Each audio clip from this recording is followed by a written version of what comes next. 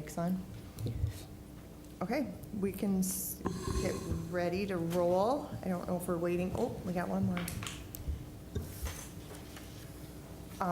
Do you want to start with roll call for us? Nate Ogard, Connie Aden, Deb White, Yes, here. Shinwar Mai, Mikhail Paulin Normandin, Here. Willard Yellowbird, Here. Heather Keeler. Here.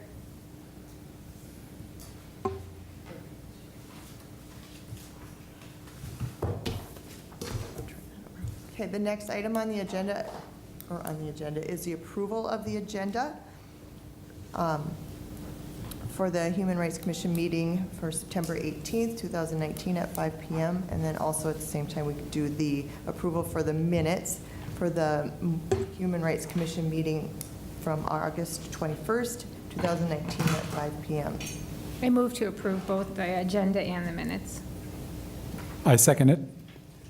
All those in favor? Aye. Aye. Aye. Okay, the agenda and the minutes from August 21, 2019 are approved. Citizens to be heard.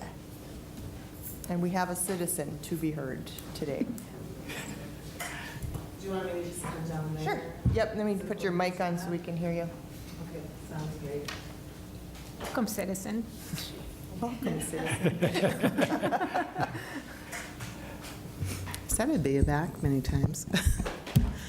So my name's Delray Williams. I live at 1011 10th Street South in Moorhead. I am a past Human Rights Commissioner for 6 years. Over the years, I did chair that. What I'm coming to talk about is Pangea, which is an event that's going to be in their 25th year this year. It has its roots with culture diversity resources. So they started it way back when. I can't remember. When I got involved is when it moved over to the Yumcums, because it was in Fargo for a while there.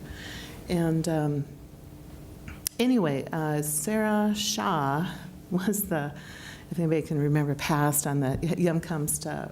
She was the interim director at that point. And the Yumcums was very active with this event. And Sarah had thought it would be a good idea to have, I should probably say what the event is. Basically, it's an event. Pangea is when the world was one continent, and then we split apart. And then the idea is that our community is kind of like that. I mean, we're from basically one place, but we're all together in here. And so it celebrates all the different community cultures that are in the Fargo-Moorhead area. Or as I said many times last night, Nate, the Moorhead-Fargo area. And anyway, it has an education component. That's a big part. So when we have entertainment, for instance, if a group is dancing, we always make sure that there's an education component to it. So it's not just entertainment. It's about learning about who we are within our own community. And this is, it could be Somalians, it could be Germans from Russia. I mean, it's who we are in the community, kind of embracing all our different cultures and that we are one community. Anyway, so it happens, it has been happening the last decade or so on the third week of November on the Saturday. It's usually 10 to 5, has been at the Yumcums. It has all sorts of education moments. It has things to eat, things to buy, things to learn about. It's really a really cool event if you haven't been there. And so ages ago, back when I was chairing this commission, the director, Yumcums director at the time, wanted to have some kind of hospitality room that would have a way that you can sort of help all the different groups as they do their parts. So if, what we would often do is offer to man their bench if they need to have time. We make sure there was a location for a good prayer time if they needed that. We would, or a location to have that privately. We would have sets, and it's a long day, really, so we'd have food and beverages in the back room, that they could just be there. And frankly, the room is quiet. So if you've been there the whole day, you're kind of like, ooh, quiet back here. And it was sort of to help those groups. And so she had asked me if we'd be up for that, and I said I brought it to this group, and they agreed that would be a good way. And for our part, the benefit of our part is that in the same way we started doing name tags back then, because it's a way to connect with the various groups in our community, right? Oftentimes you'll represent a group, but on the other hand, there's a lot of groups that aren't represented, and each of you should be representing all of the protected classes, really. That's our goal, right? Is to kind of keep them in mind and who's representing them. And but the key thing is to be there to meet them. You know, so often we maybe have our meeting. We used to do it like at Churches United, for instance. You know, we try to be where they are. It's not always the easiest way, but the best way is to kind of be in a place where a number of them will be, which was Pangea. And so what we did then is, well, truth be told, during all this time, I would just get all the food and all that stuff and set it all up Friday. Really, I'd get there really early in the morning, get that going. But then I would get shifts of the Human Rights Commission to help out. And there wasn't a whole lot. I mean, you kind of just maintain what is. But the key part I liked that I did back then, so the years I did do it with this group, I would make sure that, for instance, they would go around meeting people, handing them water, maybe a treat, you know, telling them about where it was. It's kind of an out-of-the-way place. Not everybody knew where it was. And that gave you the opportunity to have that one-on-one conversation with, you know, a representative from the Jewish community or this person from Kenya who has a booth, you know, that kind of thing. And so the Human Rights Commission has had ups and downs, you know. So some years there wasn't a group to ask, and some years there was. And I admit, when I was mayor, after a while, I kind of go, I'm just going to do it. And then they would, you know, so it didn't get that good touch in the same way. You know, I would get some volunteers and maybe I'd wander around a little bit, but it wasn't in the same way. And I just wanted to reconnect to see if you guys would like to be part of that. I would take care of pretty much everything. I've been going to the meetings. I kind of was lame going to the meetings while I was mayor, but I kind of knew how it worked anyway. And but I would usually block off Friday afternoon and all Saturday for it. So I was there. People thought I was hosting as a mayor. It was kind of weird, but anyway. But I think it's still a good idea. But I thought I'd check to see if that has an interest to you, and if so, any kind of help would be good. I can kind of maybe through emails set up what times and people could sign up, that kind of thing. But up to you. I think it's a good idea. I know when I first started, when the Moorhead Human Rights Commission came back, I think Tia was in charge, and it was like, we just had started, and they're like, hey, you want to do Pangea? And I don't know, I think we decided we were going to, but I don't think anybody ever. No. It was kind of like, there wasn't any. There was always, the connection wasn't always great. Yep, so, I mean. That's okay. I sometimes would ask for other volunteers. Yeah, but I mean, I think that would be. But I think the concept is still good. Right. If you'd like that opportunity. Yep. Just and want maybe to we can- be better about it now that I have more time. The thingy that we did online was handy. Yeah, That's true. Like a doodle thing? yeah, I don't know, whatever he had done before. Could we also open it up to council? Because I think, so if we had volunteers, I bet some of the council members would enjoy the opportunity to help out there too. I think the part about that you're meeting people, so Yeah. you are hearing things. Right. You know, is important. Right. But yeah, it's good if council hears things too. It is. Right? Yeah. And we could even, if we had too many people, we could double up too. Oh, and So, truthfully, actually, yeah. back when we really did it, we did. We would have 2 people on each time, and that way, frankly, what would happen is people can wander around themselves. You know, Yeah. you didn't feel like, I have this job I have to do for 2 hours. Right. It was kind of flexible, but at Yeah. least it got some connections, right? Yep. Because I was thinking with like Pride in the Park, we talked about we didn't have enough volunteers. So Yeah. if we get it out soon, and then we could get as many from the commission to be there, but also maybe fill in some with council too, and, Yeah, if we Yeah. can start planning this soon so people's calendars don't fill up. Because I think that was part of the problem before. We're like, oh, Yeah. not available. Mhm. So, What was the date? It's November 16th this year, and then that's not the event is from 10 to 5. Veterans Day weekend, is it? It's a Saturday. That's all I know. Fun, cool. Okay. Oh, so it's after, okay. I should be done hunting by then. What's that? I should be done hunting by then, so. So would you just need people, I mean, when you said you like Black Friday, it's just the event is just Well, what on I do, Saturday? frankly, Friday, I do all my shopping. That's Okay. why I block it Okay, off. okay, so- And I want fresh fruit and stuff Right, like that. yeah. But, Okay. yeah, so that's mostly what that is. Because it's a room that seniors use, and that's why I get there early, because they don't really like you in there until. Right, and would we need to do anything to reserve the room, or you would take care of No, all that's, that? all I'll be You taking, just have to all you show need up to with do a is date. show up. Yeah, I think it's great, yeah. okay. Mm-hmm, Yeah, I mean, if you want, I can send out Spectacular. mm-hmm. so 10 to 5, or is there hours before or after and all, or? Well, I'll be there. I'll just set up. If you want to come earlier, that's fine. Yeah. But it's nice to do like 2-hour increments. That's what typically we're 10 to 12, 12 to 2, 2 to 4. Mhm. Want to do help clean up, that's good too.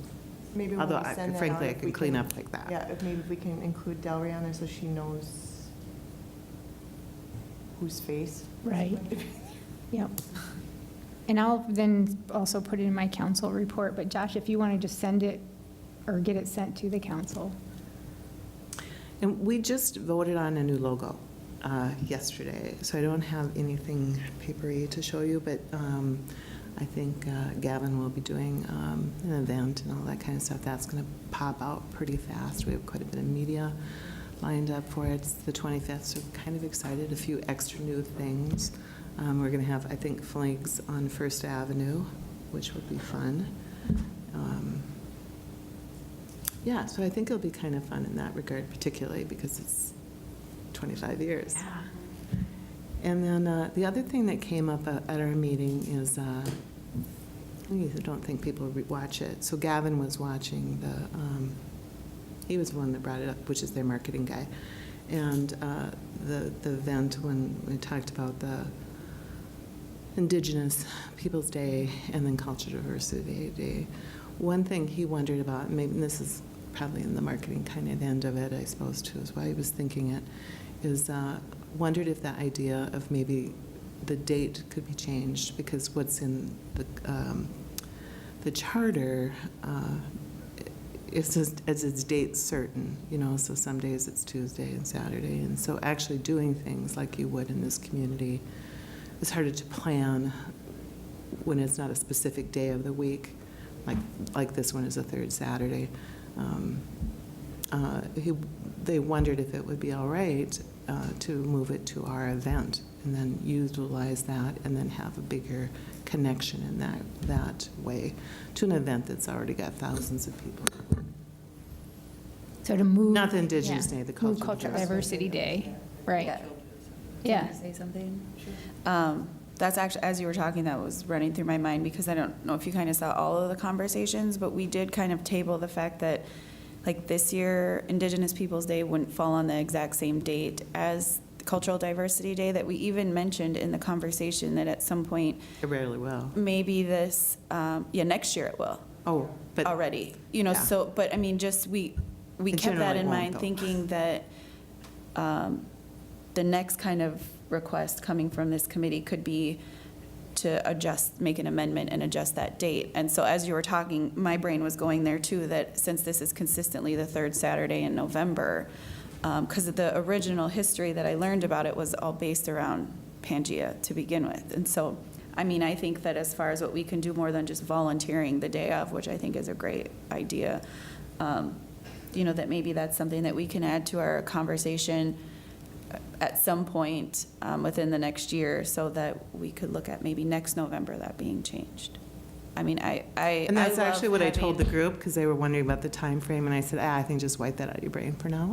Maybe in January. Yeah. You know, because January is a month that council, you'll learn the flow, that we have a tendency to sort of clean up stuff Yeah, often. because it's too short now to move it to like this November, I think, right? I mean, Yeah, isn't it? and we weren't asking that. We were Yeah, just I just think that mulling next it year- over, and as a group, we thought it was good. I feel like we got Indigenous Peoples' Day done in a month. I have to wonder, would it be that hard? I mean, otherwise, it's just going to, Like, it was the meeting, it was the meeting and then, To get us on the agenda and Yeah. stuff for, we'll let you. because all Well, we would just be And I think it asking. needs more than one reading, Yeah. right? Yeah. So and it's maybe relative if we have it and done in time or not, truth be told. Yeah. I think marketing-wise, we're pretty set. We're going to kind of maybe do a little video thing about the history. I mean, we're going to pull up the 25th year.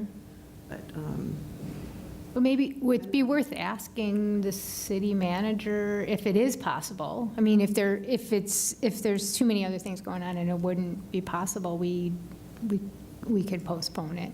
But if it is possible to just, It probably, Bring it they to the like it, but council. I'm just saying it's not a priority. right, Right. yeah, That was one thing that we talked about, maybe just bringing to you, Right. thinking if you want to yeah. think about that as an option. 'Cause well, I think it's a priority. I think it's something that we've talked about. We presented it. It was questions that this council had that I even wonder, is it even something that we can vote on without it on our agenda? Or is it something that, Josh, we would have to put on our agenda item for our next You can vote on meeting? it anytime you want. Yeah, and then is it something that we could piggyback with the presentation that the Human Rights Commission is already doing on the 23rd for an Indigenous Peoples' Day? It would have to be a totally separate agenda item. It's too late for that. Yeah. Right. The agenda's set for next Monday. Right, So it is just too fast. But I think next year for sure. I mean, I think that planning and getting the community involved, I mean. And then it's- having, again, a better connection with this commission, Yeah. with that event, I think would be good. right. But I think that was part of it, is that by doing this, we, as I mentioned to you, we realized that we had this already out there that we weren't even recognizing, which is, I think, to me, more of a reason to move ahead with it, because it's unfortunate that, that it happened. We had this, that we'd taken the time to do that, and then people weren't doing anything on that day so much, and part of it is because, Pangea had been separated to move to a different day. So to me, it really makes sense to, if, now that we have a set day for Pangea, to just see if we could move the day, So is it too far to get it on the agenda for October 14th? Because you guys have a city council meeting that night. Are there agenda slots open for that night? Because that would be kind of cool to present it to council the week that it is. Because, I mean, as of right now, I could it certainly will see if fall we on could put that it on there. Wednesday. That if, as a commission, we I say can that guarantee you could. that we want to pass a motion to make an amendment to the date of that resolution to be the third Saturday You just of watch how November. EDA goes. EDA is noon, and it's still already on the city Right. council's meeting. They vote it on 5 hours before Right. the recommendation. So we would need a motion tonight, though, right? We could have a motion tonight to make an amendment. to recommend that the council change our diversity day to the third Saturday in November of every year, so that it is then associated with the Pangea, which is the way that Yeah. we've been celebrating that day, part of how we've been recognizing that day. So is that a motion? I will, so I will move, that we recommend to the council that we move our diversity day to the third weekend in November. I'll second that. Third Saturday or weekend? The third Saturday. Saturday, It's the always a third, I'm Saturday. sorry, I'm reading what I wrote, third Saturday in November. Yep. It's a one-day event. I got a question. Now, is that taking the place of Pangea, or are you just going to combine them as, no, Pangea is an event, so. Pangea's event, you're just talking about the Pangea and. Event. And a program? day will happen on Right. the same day. Like And the city reason is, resolution. those two used to be together because Pangea was put together in part to celebrate Right. Cultural Diversity Day. But then Pangea got moved off of the day that it was designed to celebrate. Yeah. So then they were separated. So then they forgot that we had, then we forgot we had the Got day. together. So, yeah. I think it's really timely. Not everybody forgot, but many of That us. and that was one of the conversations. Yep. Mhm. Okay, so we have a motion, you second. All those in favor? Anybody else have? All those in favor? Aye. Aye. Opposed? All right, the motion is passed. Can I ask one more question just about the event itself? Yeah. Do you have an outline of the dancers or the educational group so far? The only reason I ask is because depends on if you know who the Native American dancers are on that day and what time they're on would probably affect what time my volunteer shift could be. So I don't know. People tend to get back to us really late. Okay. And so I know they're still putting them together. Are you on it for sure? I don't know. Do you know who, I mean, I guess I'm assuming I haven't that seen the there's list. Native I've American seen this dancers. as we talk about who's on and who's, there'll be this discussion, did you talk to this person, talk to this person? And we try to be different, not the same people every year, to be kind of fair in that regard. But, and in particularly the food thing, because, sometimes, why is it always them kind of thing? Right. But Seems the dance group's been on there just about every year. I was going to say, there's certain ones that have been because they're the ones, right? And because they're so prevalent in the community, you want to make sure they are. So there are some exceptions, but I don't know the timing offhand. It's That's probably okay. similar. It's just more that if that's some information that we could get prior to knowing when we sign up for volunteer, it would just be my luck. Oh, I get That I that. would sign up for the volunteer shift the same time that then, if Buffalo River dancers are the dancers, Right, that then I'd be like, there we go. trying to do two things. Heather's one of the dancers. Gotcha. But if, Good dancer, too. yeah, but if we have council member, I mean, maybe if there's two Somebody could people, it switch won't it. be. Switch it. We can work. Yeah, We'll you make it can work. wait until, you could shift at the very end got your or back. come again too. That would be my Or thinking. we'll go up and dance for you. I'll know sooner to the date. We'll have those more buttoned up at that point, but I know we're still working on pieces of it. Heather did a solo dance last night at a program we were at, so she did pretty good. And stuff like that. so. Willard, thanks. Had to brag her up, so. Let's see, one more thing. Shoot, I hate getting old. I knew I had one more thing I was going to mention, but. If you sit for long enough, you might remember. Happens to me. I don't know. Discuss Sorry Human Rights about that. Awards later if you stick around. Well, or I can Yeah. connect with you if it's something that's relevant. Okay. Okay, Awesome. thank you very much. Thank you. Thank you. Thank you. All right. Look at us making Questions? change in the community. I'm so proud of all of you guys. Oh, Okay, what? stick around for a minute, though. Our next item on the agenda is the Human Rights Award planning. Is this the letter we did, are we talking about what, so, Yep, I included the letter that was we in used here last last year? year. And Okay. then as on the back page of that, or the second page from there, is the nomination form that we used last year. yes. I thought those forms and the letters were good. I have a question. This is why I asked our former chair to stick around in case people had institutional memory on this. Why do we have why are we require three nominations? That was the one thing I was wondering. I don't know. To me, having last year nominated somebody, I remember that was a little bit daunting. And it was, have we been overwhelmed with applicants or so that was the only thing that I would see. So I wondered if there was a reason why we had required three nominations for each person. I don't remember what the Yeah. reason was, but was it Lisa that was?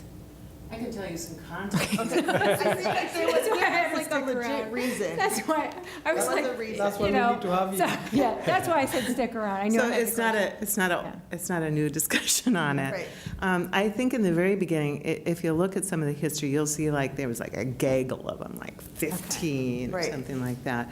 And then I think it got to be like, they went the other direction. So that was before me. And then I think we went more to the other direction, wanting it to be, 3 or 4 and make it a big deal thing, not just this horde of people that got their awards. And that's my memory when I first started. I think they went to that.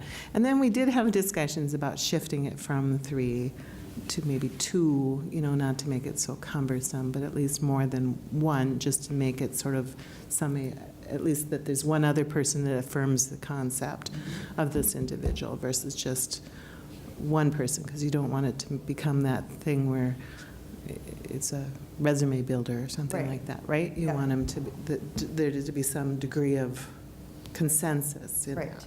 yeah. And it was helpful, I thought, when we received all those nominations, to read the references, the people that went in, because it gave you more information about the person, too, so that was helpful. Some of them didn't put stuff, there was Yeah. only one or something Yeah. like that, so we didn't know, but. Yeah, because the one thing I thought about it, because it's not self-nomination, so it's you're nominating someone else, and then you have to find 2 others who have a affiliation with that person who would also write it, and that could be, like I may be very familiar with their work, but I'm not sure who else is also. I mean, in this case, I was able to, but that was a little tricky, and so I would recommend considering to reducing that, or even you could also, the other thing is, you're asking each of them to write up something, and I'd rather have it be where perhaps we could have one nomination and then have other references or contacts, and we could talk to them, like have a conversation with them, or, because for some folks, even that, that could be something, it's not their best way of communicating, or, it just kind of sets up some roadblocks for some folks that I think could provide some really valuable information, but maybe if we have a couple of other means for people to share that, other than just this one format of everybody, everybody needs 3 written references. I get that, but to me, Yeah. I mean, who's going to be able to talk to people? I mean, we just need them submitted. I mean, it took a little while to review them all, and. Just the review and discussion of the nominations you had, it took the better part of 1 meeting, and we've Right. got and we 2 figured meetings out essentially beforehand- between Right, now and then. yeah. I mean, You it know- was kind of cumbersome. In the Fargo, the application was just one nominee. But there were 3 categories, but whoever put in, they were asked just to put 1 nominee in and stuff. And then as it built, with the different youth, adult, and organization, and then the committee went over, there was a committee with 2 commissioners and 2 outside community members, went through them and picked the top 3 of each one, and then brought it back to the commissioners, and then they went over to the top pick ones. Or they took the top 1, and then they did the recommendation to the committee itself. Only one? But it was only 1. Like, Then it depends on how well a person writes, maybe? That would be my only, because there was like, I know there was one person, it was out there, and there was like 5 or 6 applications just for that one person from different people. oh, gotcha. We you know. had that as well. So then, Yeah, we do. Is I the mean, we business had- one still in there? Is what? The business one still in there? Or place. I like that, but that was always one we needed to work on, and then the Because you didn't committee was the name one that kept working with, meeting. And so they would all send them to Josh, applications, and then Then the committee would meet with the new ones coming in, the new applications, so they were always on board, who came in and stuff. And then sometimes it was also pushed back about a week or two because we did not have enough youth, maybe, applications. So, you know. Well, that's what I was thinking, because we gave out 2 last year. So I don't know how many applications you got. I know. I don't when it remember was- how many there were, but I don't think, I don't think we were aiming to get every single category. We were just looking. for Allowing different categories. just some different categories, so I don't know. I think last year, the winner get 8 nominations. We had really good, I know the folks that got them were really impressive last year, so I'm not surprised if they were nominated by multiple. Yep. And again, that's not required. It's that, you know, these people are being recognized by multiple people. But if each of those, say you've got, you know, 8 people, and then each of those 8 people have to get 3, you know, like, so then now it's 24, and, Well, okay, so maybe I don't understand the process well enough, but so you're saying that every nomination form, you have to go and find 3 more? 2 more people, 2 more, yeah. So I wanted to nominate somebody, but I had to find 2 other people that would also nominate them. Fit in that And fill out category. the same, and also do the same application. That part's mandatory, or is it Yes. more that like just in the community itself? No, for it's on once the- For a person? No, to last be- year there was 1 or 2 submissions that weren't considered because they didn't have 3. Right, that's what I'm saying. So I'm just thinking in my mind, like, if there's a community member who's doing work, like, could 3 nominations just come in from random people that aren't connected to the one person who's trying to nominate to go out and get 2 more for them? Do you know what I mean? Like, in my brain, I'm just thinking like, Compile together to equal if 3. multiple people thought you were doing a great job with the work that you're doing with the soccer kids, and 3 different parents. They don't need put to be it in, connected, Then those no. 3, then that means that your nomination would be eligible for the award.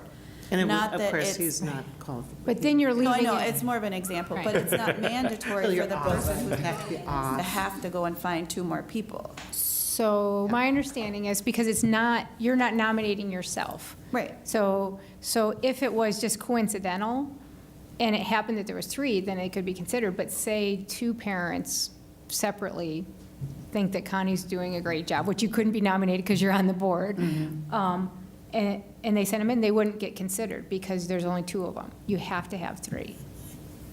I mean, I So that's- understand that. yeah. Go ahead. Are we talking about as a reference, or we're talking about nominations? Well, you guys tell me from this Reference, says application should include 3 nomination forms from 3 individuals recommending the nominee. I think that's different from just being listed as a reference. You know, this is saying that They have to fill out the form. they all have to go through and answer these questions. They can't even, so the other thing is, you could have it where 3 people go in and they do one form and all 3 sign it, you know? That's different than, I have to fill out one, this other person has to fill out one, this other person has to fill out one. To me, that seems a little daunting than compared to, you know, even if we had it where you have to have at least a couple of names on the form, you know, but not 3 completely separate nominations. Although, you know, I definitely understand what Michaela's saying, that it's nice because everybody's saying something a little different. But even if they work collaboratively and they wrote it together, but they just had to put in one and you had to have 2 names on it or 3 names on it, that would be a little easier than we all have to do our own separate ones and submit Which is them. fine, but how do you condense that into a form without writing a whole book on instructions? You know, Yeah. you have to make it pretty simple and say, just, you know, do 3 of these and be done. I mean, I don't know, do you put on here and say, 3 nomination forms, or 3 people can sign this one? And, I mean, the instructions get a little cluttery, I think, if you do it that way. I mean, I don't think it was like a hard, fast rule. If somebody was amazing and they only had 2, I don't remember, were you here then? Yeah, and there was at least one that you guys Yeah. took out of consideration because there were only 2. I mean, Yeah. I think it's a lot simpler when you just have one application out, if somebody's from the community, you know, nominating a person. then they don't have to look for two other persons to be in this kind of form.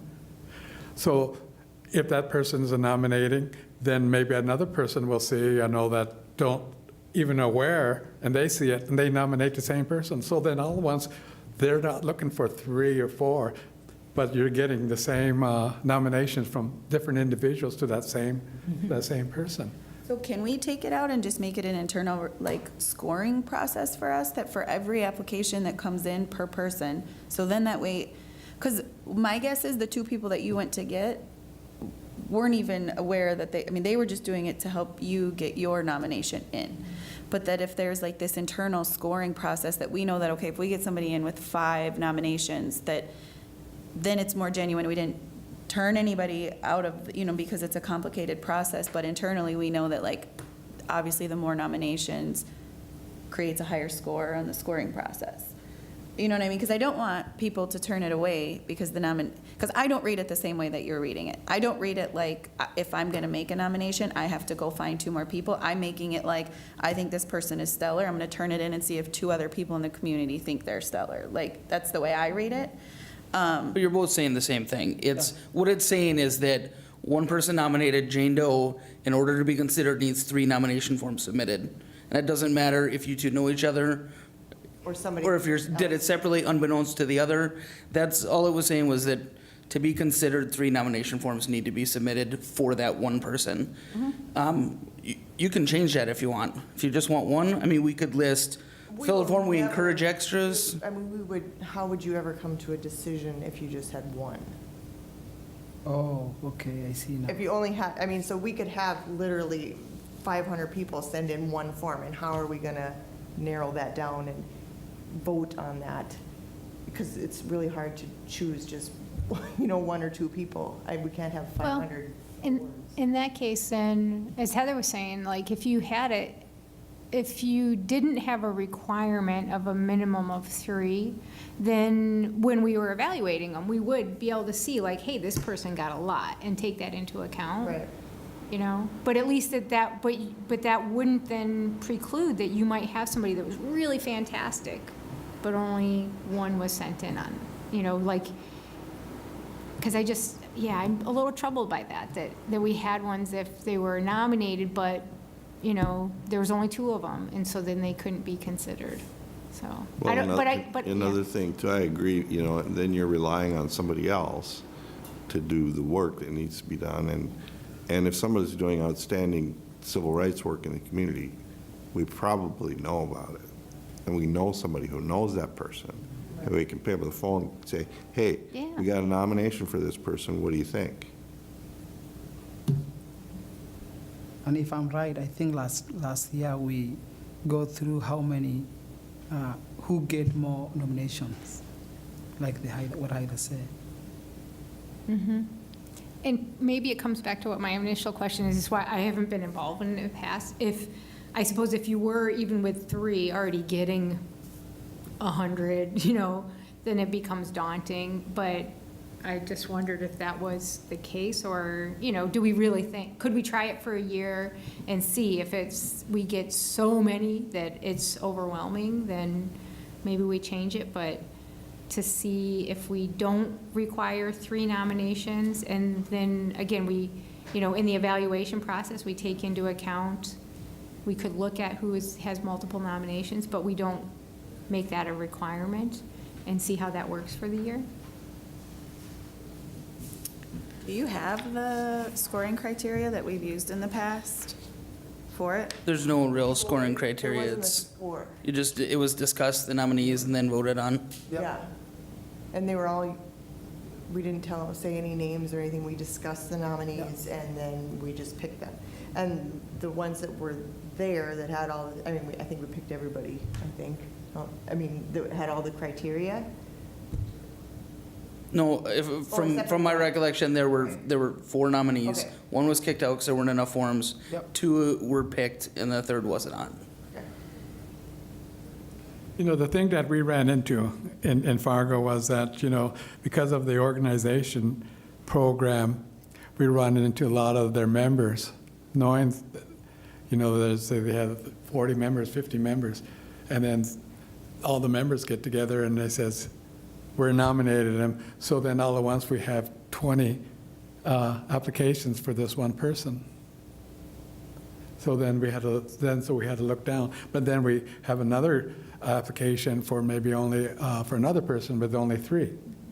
So as a committee, you know, we look at everybody, not just because they have all that number, but what's their focus is and what they're doing in the community, Right. in the community, not just with that program, but as a whole range in the community itself, where some of them, you know, they did a lot of stuff in their program, but they were still focused in their program, where you have another one with maybe only 5 applications for their nominee, but their program is out and sourced into the community, helping other programs too.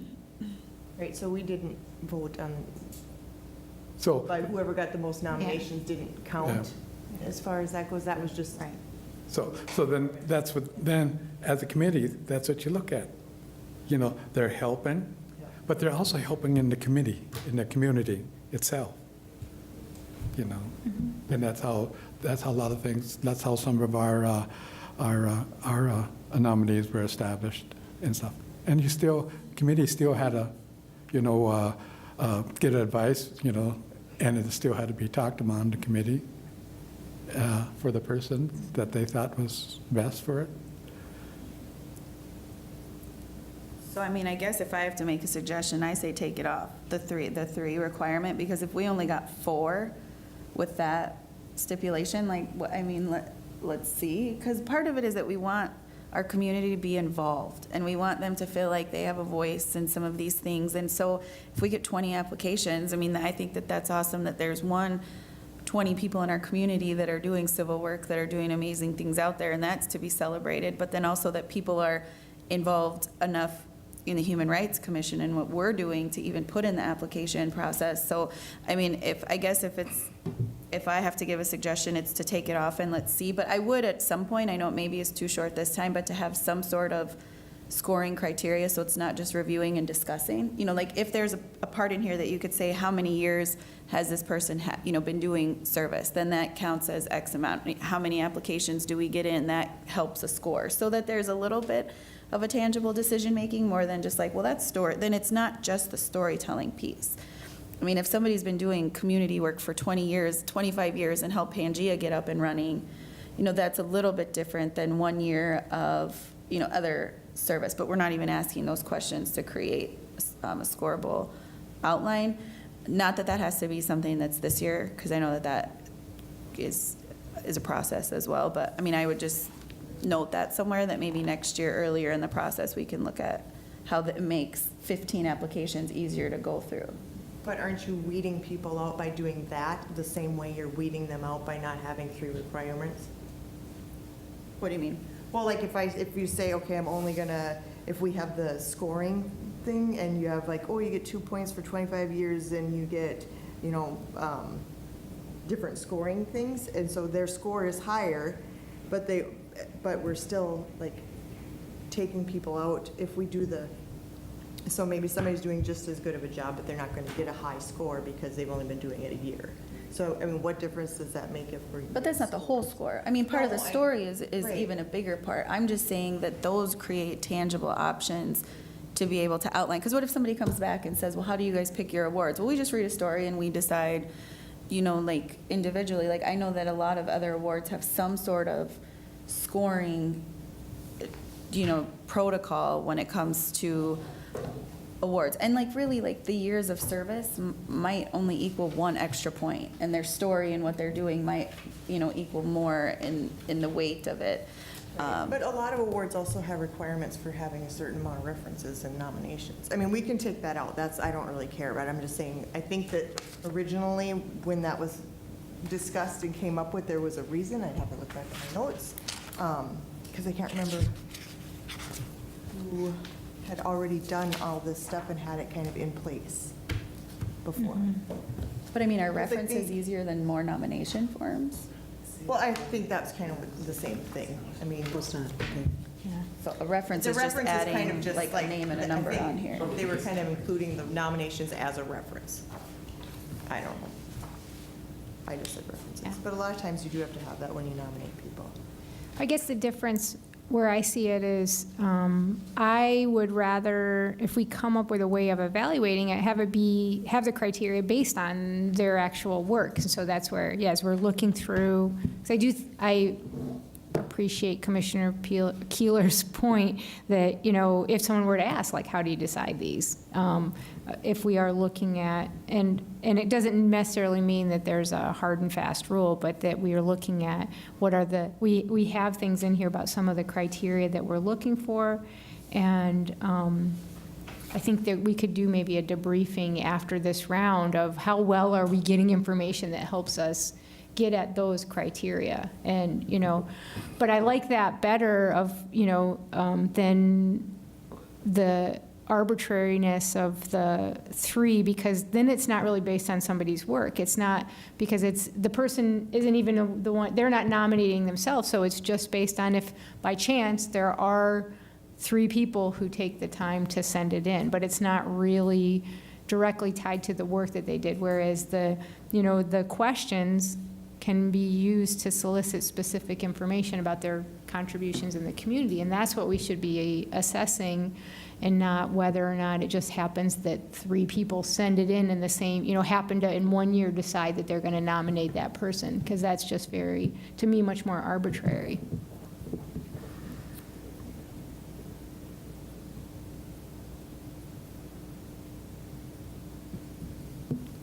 And when we take it out, that's why, I don't, what do you guys think? I think we have to vote on it. I don't know if you're going to get enough, so you might nominate somebody and they're just going to write one sentence that they did this.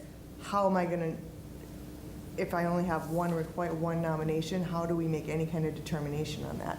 So by having 3, it gave you more information to Right. know about that. Right. In which case then, as you said, if somebody's doing this work and multiple people may decide to send them in. Right. So maybe one doesn't write a lot and another one does. But it also means that you're not precluding that you might have somebody who writes a really good one, but it just happens that nobody else that year sends one in for that person.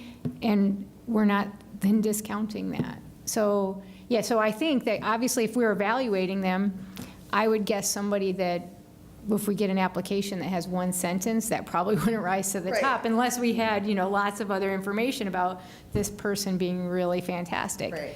So you evaluated based on the merit of that application, but it wouldn't, preclude a really strong single or a second, 1 or 2 applications. It wouldn't preclude those from being considered. There's nothing in the letter that says, it's just that form, right? I think it might be in both. I don't see it in the letter.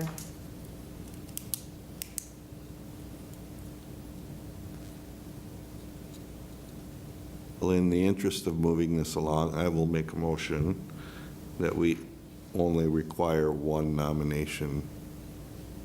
Or do we just take that Per sentence ward. completely out? Yeah, but I'll second it. Okay, all those in favor? You asked for Aye. discussion. You have to ask for Discussion. More. Didn't we already discuss it? That's the point. But Robert would be unhappy. legally, So no discussion. All those in favor? Aye. Aye. Okay. Motion is carried. So we'll just, Thank you. So we just keep 1 application. we're requiring one Would- only. Would you like me to replace that line but add something that says, multiple nominations encouraged or something like that? The more nominations you get, the better perspective you're going to get of this individual. right, I do like that, because that's more voluntary. yeah, Right, That's so it saying, doesn't like- stop the person from doing one, but it's also saying, hey, well, yeah, that would be better. Yeah. Super.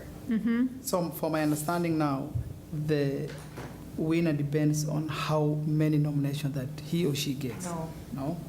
But it could be taken into account. So, yeah, I think what we guys were saying is, obviously, that's something that could be considered, like when you're looking at them overall, somebody who got 20 nominations, but it shouldn't be the only thing, because as Willard said, you might have an organization where they all get together and they say, each of us, That's not fair. yes, and then somebody else who's, Oh, I you know, so it shouldn't be the only thing, but obviously, that does have an impact if you see that this person got several nominations, you know? But it shouldn't, I don't think it should be the only thing. But that's where that, I think it'd be great to have a discussion afterwards, because some of us are new to this, to even look at what do we think of the process and how could we improve it. Did you get them before the meeting? Yes. And you came with like It's your top- November, no, we emailed them out to everybody. Yep, so All anonymous. We did not discuss names because people don't know that they're nominated Right, so and we it's like don't want them application to one. know. Yeah. Right, so we don't want them to know because if they don't get picked, we don't want people to feel bad either. So it's not like everybody's getting, Yeah.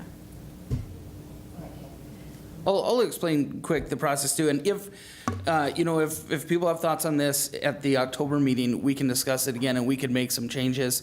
The way it worked last year is, shortly after the October meeting is when we put this out there, did an e-notification through the city, and started soliciting nominations.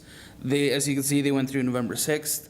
We got them, I compiled all of them, blacked out the names, and then, so October's meeting will give us a chance if there are more thoughts or people want to make some last minute changes. I mean, we can't like drastically revamp it at that point if we want to be ready to get it out quick, but.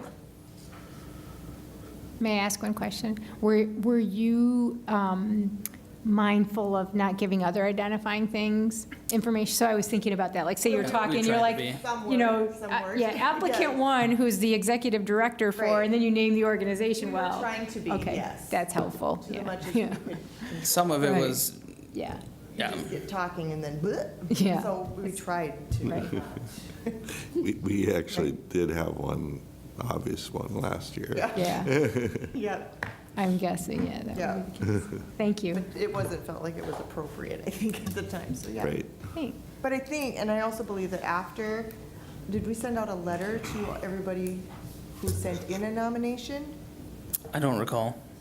I feel like we discussed it off the back, but I thought we kind of talked about doing a letter out to those people who had sent in nominations and say, you know, please send in I your don't think we did. nominations. yeah, I don't remember getting one. I'm going to do that this year. I felt like we did that. The other thing that would be nice is even someone who didn't get it, but is there a way of just letting them know that they were nominated? Yeah. Yes, we did do That's that, didn't nice. we? Okay.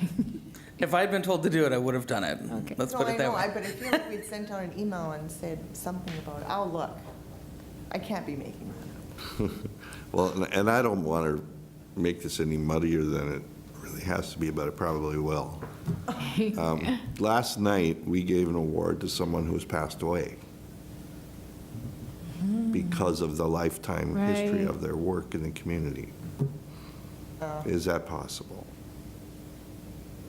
It doesn't say they have, it They must be alive, no. doesn't, But right. Sure, it certainly could happen. right.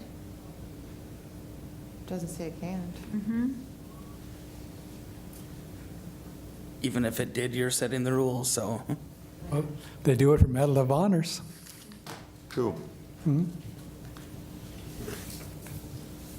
Oh. Mm-hmm. Okay.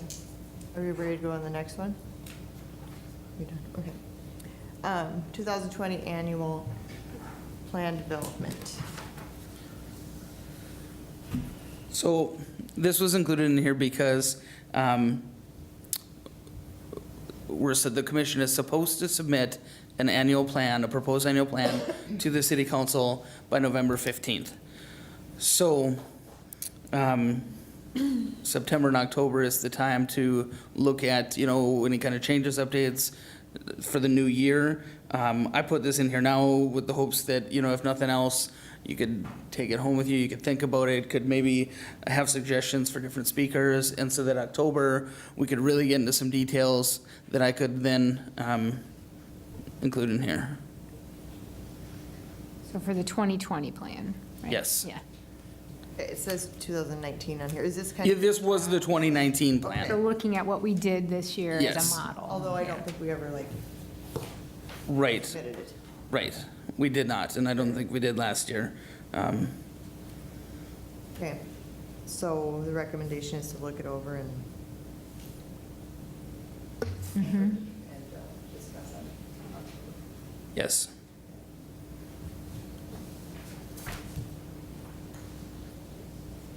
Any further discussion on that one? No? I do, I have a question. Okay, so in this commission, is there always has been and there always will be zero budget for the work that we do in this community? What's that? I'm not exactly clear on that myself. The commission is able to spend money at times. We've, previously, there was a fee to participate in Pride in the Park. We've purchased banners and different things. I mean, there are times where we're able to use some funds. To my knowledge, there isn't a set budget for the year. I'm not exactly clear on that as well. That money came out of the block grant, though.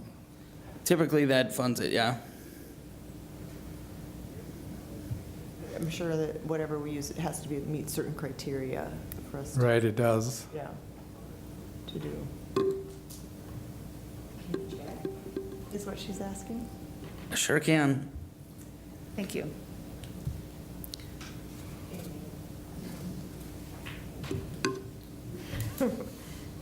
I'll have one, when I was reading through it, I think one thing I'd like us to talk about at the meeting, so we have the 3 areas, right? There's education and awareness, local partnerships and public relations, and leadership.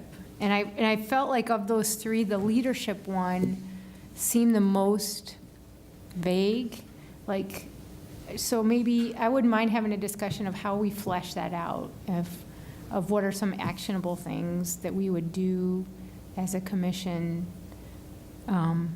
in regard to that priority. So that was the one, as I read it, a lot of the other ones, there seemed like there's, even this year, more specific things that we could point to that we've done or that we plan to do this year that are tied to education and awareness and partnerships. But the leadership one, and I have some ideas, but just, I thought that might be one that would be worth a little more discussion of what do we, if that's part of our purpose, what are some of the actions that we could take in that regard?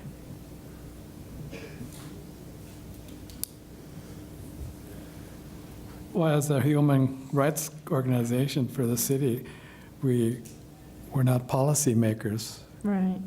So we're more like, we can understand ourselves as probably a more of a referral agent. If discrimination stuff, if we had a baseline of the different organizations that we can refer an organization to or refer somebody, a client to help them and walk them through it. It's just the same way with some of the other organizations in the city of Fargo that I worked with. They're not policymakers, but they're more or less a referral agent because they have to go through what the city policy stands for. And that's what, it'd be different if we can do things like that, then we have more clout. Right. But, we also have to see what the city provides for us. But I know in a couple of instances, some of the things that we did follow through is that we did utilize the city lawyer in regard to some of our complaints or to some of what we think could change. And then he'll send back a writ back to us to see how we can accomplish it. So I think, to be better in touch with the policy and the city lawyer itself, if we need to help make change, instead of just being a referral ourselves. Right. Or even I thought, like, and again, this is more than we need to get into a conversation of tonight, because we're going to bring it back next week, or next month. But I thought, do we play a role in looking at how we do city government and how well we represent all of the citizens of Moorhead? Or, so for instance, if we look at our boards and commissions, would it be valuable for our committee to look at it and look at the process by which we recruit, or get the word out about boards and commissions and encouraging people to apply to be on boards and commissions? Do we look at our membership of boards and commissions? Like, how well do our different boards and commissions represent Moorhead as a whole, So, and again, I don't know if that's necessarily the place of this committee, but things like that. So if we're looking at who are the people that are making decisions in Moorhead, and does that body overall, does that represent our citizens, So things like that. So when I think about leadership, that's what I was thinking in terms of, who are the ones that have a voice in decision-making in Moorhead? And does it really, as I said, represent all of our citizens? So, yeah.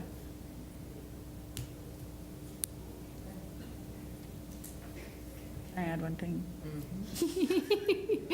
But I also want to add somewhere in here, we've had, like, the one that comes to mind is the police liaison. Yeah. And we talked about how do we create more of a cultural inclusion training specific for our community?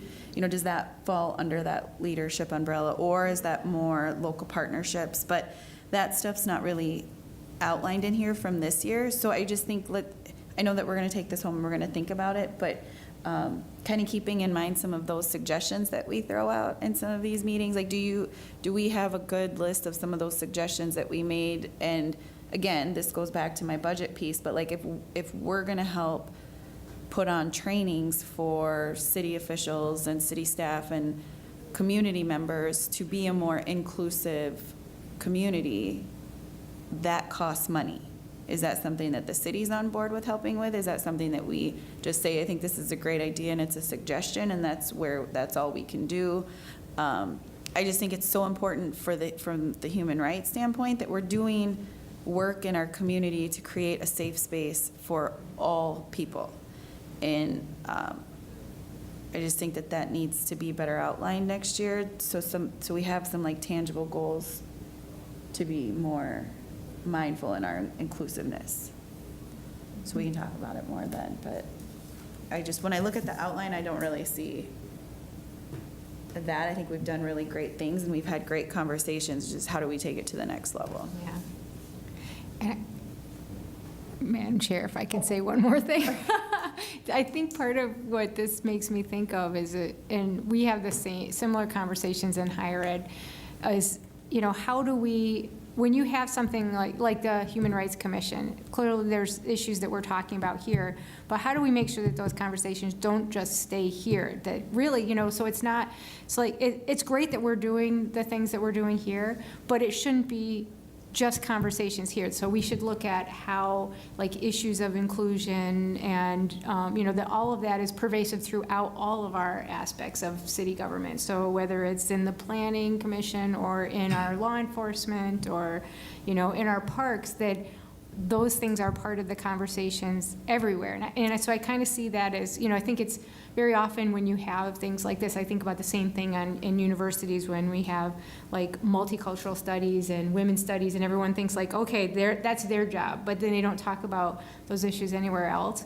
And I think part of the goal is to get that so that it's part of everybody's conversation, that we're all working on it, that it's, we may be leading it and we may be the ones that are reminding people like, hey, when you're talking about planning, you need to think about making sure that our buildings are all accessible, that when we put in parks, that all kids have places to play, that things like that. So we may be the ones that are sort of nudging and continuing to remind, but it's making sure that we're not the only ones that talk about it, that this really is part of our whole community. So, thanks. And I will stop talking. But I understand, because like, when people come in and talk to us, I'm like, this is awesome that we're learning this, Yeah. but just, I Yeah. feel like it just stops right here. Because unless somebody's watching us on YouTube, I Mm-hmm. don't know how else to Yeah. get it out. So maybe that's part of it, is framing our discussion of our plans for next year with that in mind. Of the back of our head is, how is the work that we do, how is it work that then, if that spreads out? Right, so more we need to widely. do some investigating on what we can do, or what our abilities are. You know, I mean, do we have money to do it? What can we do? That'd be nice, because I kind of feel like I'm learning lots, and we're doing great things in here, but it doesn't do anything else. So no, I totally agree. It's kind of frustrating, actually. Okay, reports, announcements, upcoming events. I have two. Nothing? I have two. Okay. Do you have any? I need my reading glasses, though, because I'm 52. Two things. One, September 21st, so this Saturday, International Peace Day event. So CHIRA Global Development Organization will be hosting an International Peace Day event at Trinity Lutheran and here in Moorhead, and that's from 12:30 to 3 o'clock. And then also, right now, in fact, today is the first day of the 2019 FM LGBT Film Festival. So it's actually going on today through the 21st, and it's at the Fargo Theater. And so you can look up you can either buy a day pass for $10. Well, I guess I don't need to give you all those details, but you can look it up online. There's passes for the whole time, or you can buy day passes. But two great events that are taking place this week. Awesome. Yeah. I have one event. Okay, the FM Crossroad Powwow will be at the Shields Arena on October 5th and 6th. And then, of course, it's open to the public. It's based on an international group from Montana and South Dakota, Canada. I think even we had some from one year, California and Arizona, that they all come to the powwow. So hopefully it'd be another big thing, and you can see all the different kinds of dancing. And there's something going on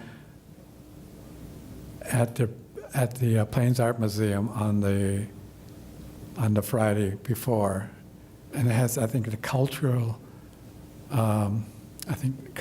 activity event or something too. I can't remember. At the Plains Art, that's also associated with the powwow, but the Plains Art Museum is putting that on, so I can't remember. They have a whole juried Yeah. art show this year. Yeah. Yeah. And that's on Friday? Yeah, on Friday, so. And if anyone's free right now, MSUM's Take Back the Night March started 7 minutes ago. And it's yeah, so actually it's on the mall at MSUM, and then at 7 o'clock they're marching to Davy Park from MSUM.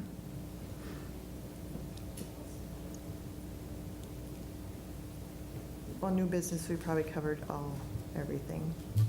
Anybody have any new business? No? Okay. Just to keep it on everybody's calendar, October 14th. Grand entry, I know we talked about it before, but from 9 to 9:30 in the morning, we're gonna be doing like the Indigenous Peoples' Day event here down in the city atrium. And so I open it up to all the other commissioners to come, because I think as a collective group, we were part of starting the movement on that. And so that morning, we'll be reading over the resolution, but then also at night, we're doing a free meal and grand entries, starts at 6:30. And we celebrate our honored guests, and all of you guys would be considered honored guests at that grand entry. So that if you guys are able to make it that night, you can show up at Moorhead High School at 6:15 for grand entry. We'll tell you what to do if you don't know. Yeah.